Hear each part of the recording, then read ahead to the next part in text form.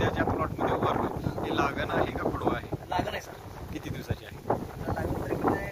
3-4 महिने झाले. 4 महिने. तसं रान बघितलं तर हे माळरान आणि बायोकृषी संजीवनीची आळवणी घेतली आणि ग्रोथ आणि बायोकृषी संजीवनीची फवारणी घेतली. फवारणी किती ग्रोथ आली? सध्या जर आपण बघितलं तर दोन फवारणी आणि एक आळवणी झाली आहे आणि तुम्ही ऊसाची भरणी सुद्धा केली.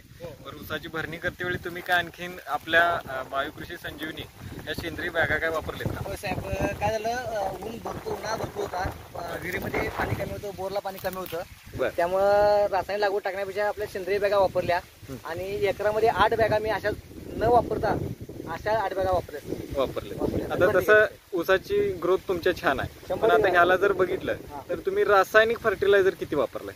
रासायनिक साहेब 30% वापरले सर. 30%. म्हणजे नेमकं त्याच्यामध्ये काय वापरलंय आणि किती प्रमाणात? 26-26-1, 9-24-24 आणि युरिया. या 4 महिन्यामध्ये तुम्ही या 3 बॅगा रासायनिक खत वापरलेले आहेत. बरं, आता हा प्रोडक्ट वापरल्यानंतर तुम्हाला तुमच्या पिकामध्ये काय ग्रोथ जाणवतं? पानाची काळोखी असू दे, पानाची चकाकी असू दे, शायनिंग असू दे, पानाची रुंद असू दे. रुंदी छान आहे सर. तर रुंदी जर बघितलं तर खूप छान आहे. जरा त्याला बोटं लावून बघा, बघू किती बोटं बसतात. आता हे माझे साहेब 4 बोटं सुद्धा कमी पडले साहेब. 4 बोटं बसाले. चांगल्या पद्धतीने तुमच्या पिकाची ग्रोथ आहे. तुम्ही इतर शेतकऱ्यांना काय सांगू शकाल? हे प्रोडक्ट चांगला आहे. रासायनिक लागवडी वापरण्यापेक्षा हे जर वापरलं तर 100% शेतकऱ्यांना फायदाच होणार आहे, पैशाची बचत तर होणार आहे आणि जमीन पण चांगली राहणार आहे. म्हणजे एकंदरीत तुम्ही समाधानी आहात? समाधान आहे.